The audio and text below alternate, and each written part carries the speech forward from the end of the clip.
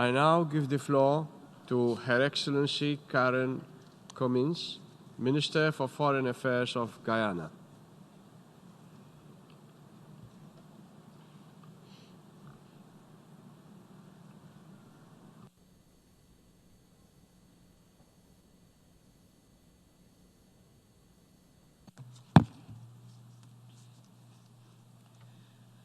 Mr. President, I bring you fraternal greetings on behalf of His Excellency David Arthur Granger, President of the Cooperative Republic of Guyana. I wish also to extend warm congratulations to you on behalf of the government and people of Guyana on your assumption of the presidency of the General Assembly at this juncture, the importance of which is accentuated by the salience of the theme that you have chosen for our general debate. We assure you of the full support of Guyana in the discharge of the weighty responsibilities of your office. Allow me also to record our gratitude to your predecessor, Her Excellency Maria Fernanda Espinosa Garces, for her prudent and pragmatic stewardship of the 73rd UNGA session. At the same time, we commend Secretary General Antonio Guterres for his continued sterling leadership of the organization, including the timely convening of the Climate Action Summit. We express our thanks for the report on the work of the organization before us, which offers intriguing insights on the achievements made within the last year, and equally of the significant undertakings still ahead. In this context, we cannot but reflect on the increasingly challenging international situation, marked by diverse crises, shifting global power dynamics, and reversals of long-standing commitments and obligations. Together, these aspects portend an intrepid interrogation of the extant global order, including many of the principles and understandings made sacrosanct by the harsh experiences and lessons of many generations that have given meaning and purpose to the establishment of the United Nations. Accordingly, it is evident that while we have not succeeded sufficiently and satisfactorily in fully achieving the world envisaged in 1945 at the birth of the United Nations, the centrality, vision, and work of the United Nations assume increased rather than diminished importance in pursuit of the noble ideals enshrined in its charter. Purposeful action must be embraced at the national and global levels on a range of urgent imperatives to withstand skepticism and preserve faith in our United Nations. Mr. President, within this context, Guyana is pursuing transformative action to secure its advance as a modern, cohesive, and prosperous state, including through the implementation of the 2030 Agenda for Sustainable Development and the SDGs. Guyana has incorporated the Age Agenda into our National Development Strategy, the Green State Development Strategy, Vision 2040. The Green State Development Strategy is Guyana's roadmap to becoming a green state. It emphasizes the protection of our environment, enhancing prosperity and social cohesion, and laying the foundation for the involvement of every citizen in sustaining a low-carbon trajectory of growth that is inclusive, diversified, and climate resilient. As a low-lying coastal state, Guyana is particularly vulnerable to climate impacts. Indeed, Guyana understands well the risks posed by climate change, as we see daily evidence of the damage to the coastal zone, frequency of flooding in the hinterland, and extreme meteorological events. Guyana ranks highly among countries most vulnerable to natural disasters, and this compels urgency on our part to institute adaptation and disaster risk reduction measures. However, beyond merely responding as an affected country, Guyana has long committed to exercising leadership in pursuing actions to help mitigate anthropogenic climate change. Guyana has established the importance of global environment services provided by our natural resources and under the Paris Agreement on Climate Change. We have taken ambitious national action, particularly in partnership with Norway, that we trust will continue to resonate positively and globally. These actions include the creation of a greenhouse gas inventory, the integrating of climate change into the academic curricula, and the Greening of Tongues initiative. The science is clear, and the recent report of the Intergovernmental Panel on Climate Change has reaffirmed that the agreed goals for carbon emissions set out in the Paris Accord are not sufficient to slow the rate of global warming, and additional reductions are now required to slow and reverse impacts of climate change. I take this opportunity to underscore, Mr. President, that the existential threat posed by climate change demands the urgent effort of all actors. We therefore applaud the fruitful discussions and positive momentum generated by Climate Action Summit held last Monday.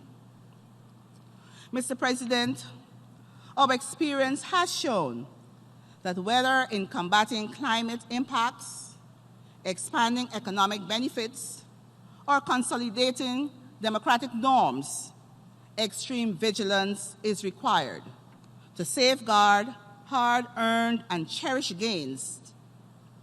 Indeed, they must be attended with great care to avoid reversals. Guyana, for instance, has had consistent economic growth that has been among the highest in our region for several years, resulting in the country now being classified as a high middle-income country. However, graduation has not caused many of the persistent difficulties to disappear, but has reinforced the need in the face of greater constraints in access to concessional resources for fiscal prudence and stability to achieve our core national objectives, including the continued reduction of the burden of poverty and the provision of increased and equitable access to all basic social services, particularly with respect to education and health for all our citizens. This reality constrains us to be very studied in our approaches, and we reiterate the call criteria that takes vulnerability into account to be integrated in determining development progress. Mr. President, in the political realm, Guyana's strong record of achievements at the national and international levels is compelling.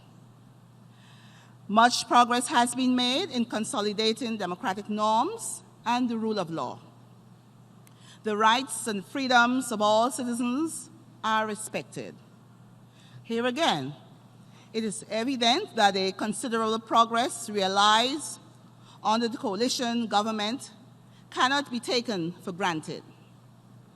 Since coming to office, local and regional elections held in abeyance for more than 2 decades, have been held twice within 4 years. Guyana has responded generously to the influx of men, women, and children who have left our western neighbor, Venezuela, in recent times, and equally to CARICOM states that have been impacted by unprecedented natural disasters. Last July, Guyana presented its inaugural voluntary national review to the 2019 High-Level Political Forum, ECOSOC. Our report demonstrated significant progress, particularly on several goals, and reaffirmed our commitment to enhance emphasis on quality education as a key entry point to develop synergies across the agenda as a whole, as well as the need for capacity support and partnership, especially in the area of data collection and management. In addition, in response to the interplay of developments in the democratic exercise of the parliamentary and legislative arms of the government, President David Arthur Granger has announced that national and regional elections will be held on the 2nd of March 2020 to assure the democratic renewal of governance in Guyana. Guyana stands on the verge of becoming a new oil-producing nation with its attendant significant opportunities and challenges. Extensive preparation is underway to guarantee the responsible management of the new resources. Thus, a future of considerable promise for all the peoples of Guyana beckons, and it is they who will determine the course and outcome and legacy that we will bequeath to succeeding generations. To this end, President Granger has declared a decade of development for all Guyanese that will focus on ensuring that all Guyanese can enjoy the good life, especially through enhanced educational outcomes at all levels, and the promotion of gender equality and the empowerment of women, including the challenge of domestic violence. Guyana's focus on education is rooted in our conviction that our people are our greatest asset, and as leaders, we have an obligation to develop the capacity of our human resources in an inclusive manner. We should therefore urge greater collaboration among member states to devise strategies to achieve quality education for all, and we simultaneously call upon developed countries, traditional and emerging donors, and international financing mechanisms to increase funding for education and to support programs according to the needs, priorities, and circumstances of countries. Mr. President, we are persuaded that the health of our peoples is of equal importance. Guyana has therefore welcomed the convening of the high-level meeting on universal health coverage under the profound theme, Moving Together to Build a Healthier World. The importance of enhanced access to essential health services, including a skilled health workforce and access to safe, quality, effective, and affordable medicines and vaccines, is key to having a healthy world population, where all can enjoy the highest attainable standard of physical and mental health, which is self-evident. In this regard, the political declaration on universal health coverage represents an important global consensus on accelerating efforts at all levels to improve health outcomes. Guyana has introduced its integrated health service delivery network, which enables a more holistic primary health care delivery mechanisms by addressing the social determinants of health, while promoting the health of the individual. It places priority on the availability of preventative measures and health care services at the level of the primary health care. The government of Guyana is committed to ensuring that all Guyanese, regardless of their location, have access to health services, and the government is implementing its plan to establish health posts and health centers in all communities to reduce the need to travel long distances to access healthcare services. Mr. President, as at the domestic level, the maintenance of international peace and security requires respect by all stakeholders for the effective operation of international law and institutions that underpin the international peace and security architecture created by the Charter. Foremost among these is the Security Council, on which the Charter confers primary responsibility for the maintenance of international peace and security in accordance with the purposes and principles of the United Nations. This year marks, however, the 74th anniversary of the signing of the Charter in San Francisco. The world has changed dramatically since 1945. The number of member states has quadrupled with the emergence of new independent states in Africa, Asia, and in Latin America and the Caribbean. The institutions of our organization must therefore evolve with the times in order to reflect new global dispensation.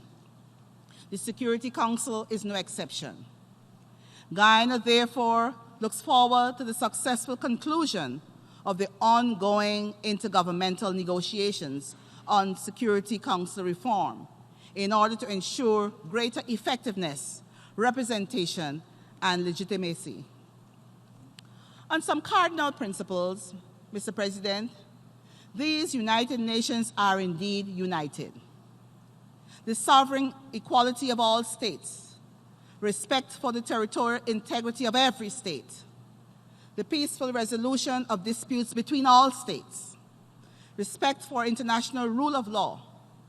These are among the most effective guarantees of a world at peace. Last year, from this podium, Guyana updated the world on the disregard for these principles that our neighbor, the Bolivarian Republic of Venezuela, continues to show in its controversy with Guyana.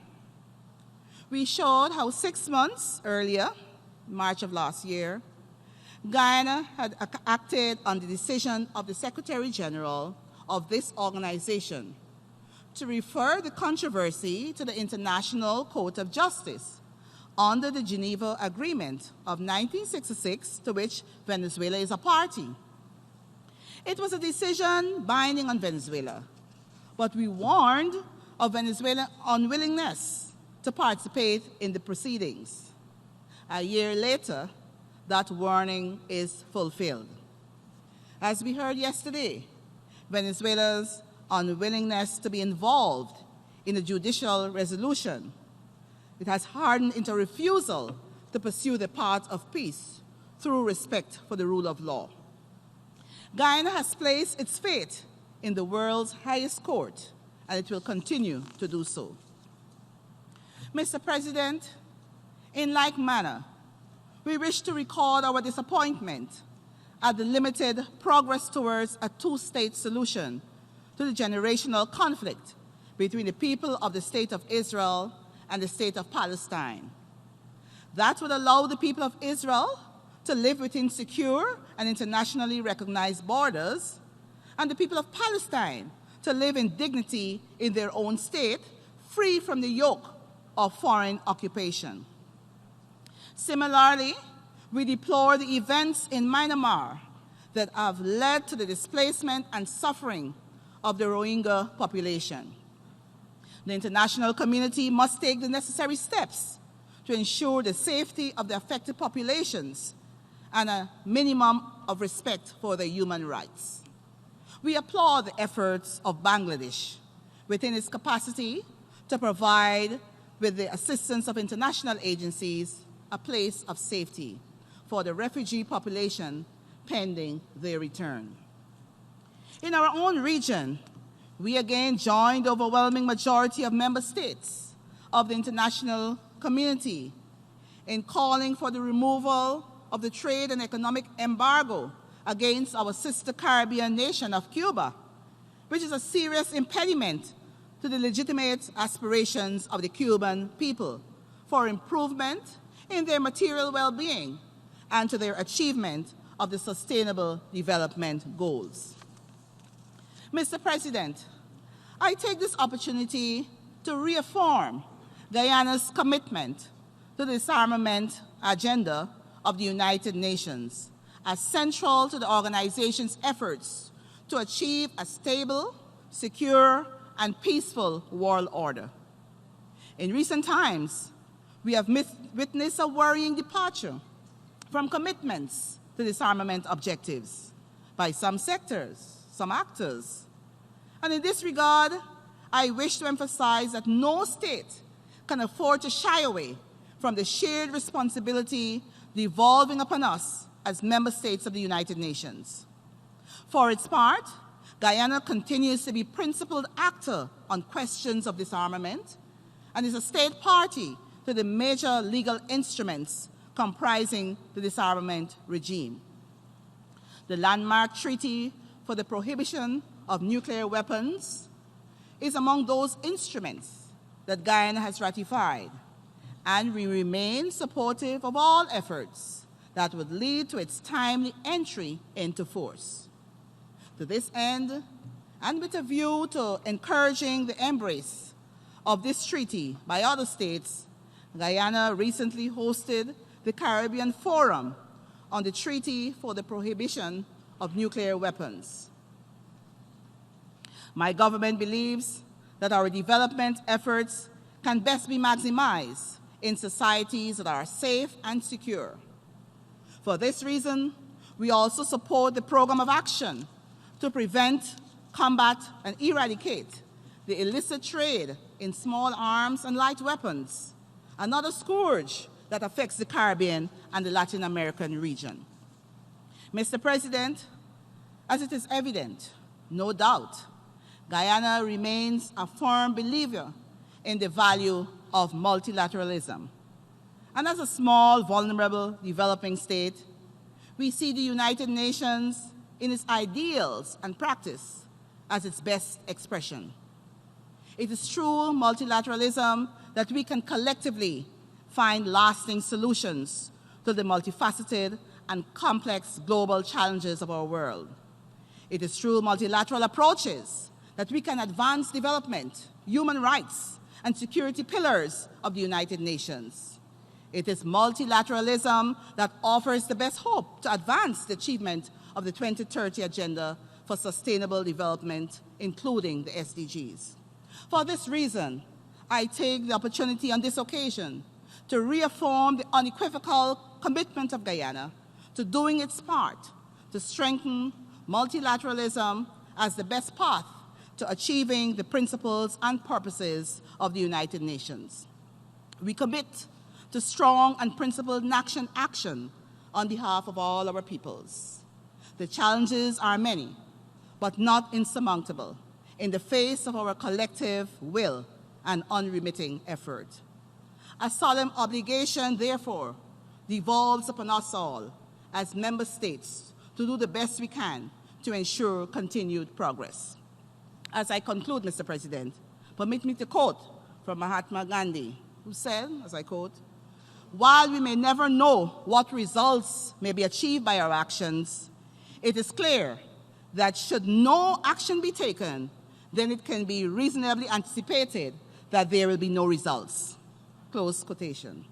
I therefore encourage us all not only to find words, but to take fruitful action. And I assure you that Guyana will not be found wanting in this endeavor. In this regard, the very recent opening of a UN house as the face of the UN in Guyana, and within the context of the reform and repositioning of the United Nations development system, bears rich symbolism and concrete evidence of the strong and evolving partnership for the development of our country. I thank you. I thank the Minister for Foreign Affairs of Guyana for her statement.